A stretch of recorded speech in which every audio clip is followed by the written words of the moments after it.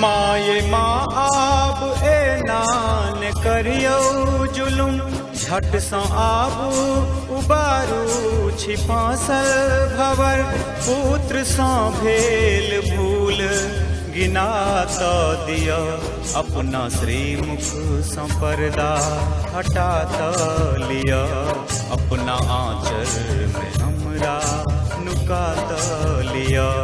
माये माँ आब ए नान करियो जुलुम, झट सँ आबू उबारू छी फांसल भवर। पुत्र सँ भेल भूल गिना तऽ दिया, अपना श्रीमुख सँ पर्दा हटा तऽ लिया। अपना आँचल में हमरा नुका तऽ लिया।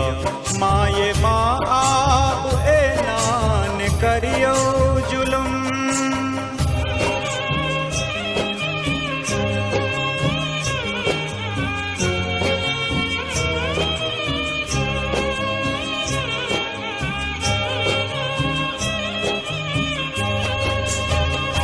लाल अड़हुल फूलक गुथायल छिहार, लाल चुनरी ओढ़ा कऽ सजलहुँ श्रृंगार।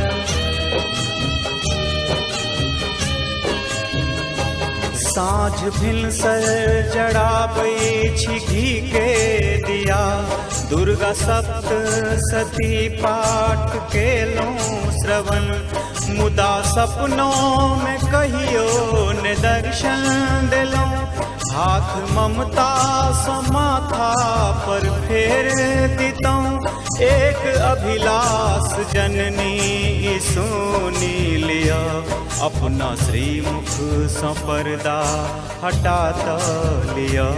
अपना आँचल में हमरा नुका तऽ लिया। माये माँ आब ए नान करियो जुलुम।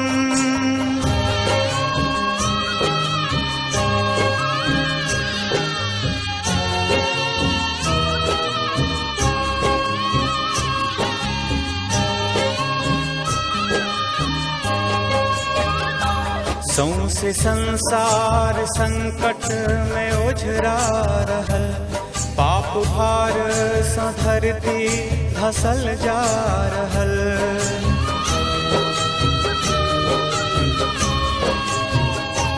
आब तकियो हे माँ झट सँ करियो कृपा, भेल गलती जँ कोनो माँ करियो क्षमा।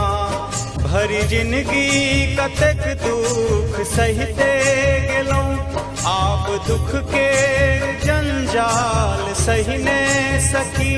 मैया उच्चैठ वाली दया कऽ दिया, अपना श्रीमुख सँ पर्दा हटा तऽ लिया। अपना आँचल में हमरा नुका तऽ लिया।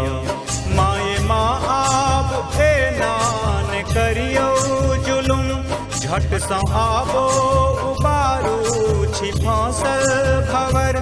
पुत्र सँ भेल भूल गिना तऽ दिया, अपना श्रीमुख सँ पर्दा हटा तऽ लिया।